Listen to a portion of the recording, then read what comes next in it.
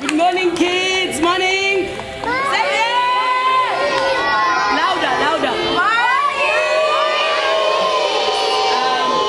Good morning to you as well. Welcome to South Africa, Cape Town, and Ulwazi Educare Center.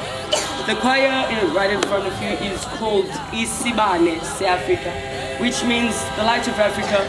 Was founded in 2003 by a woman called Andisiwe Kaka, who happens to be my mother. She started the choir at the age of 17. Isibane Africa is dedicated on uplifting the community where I come from in Kailicha through music, dance and theatre.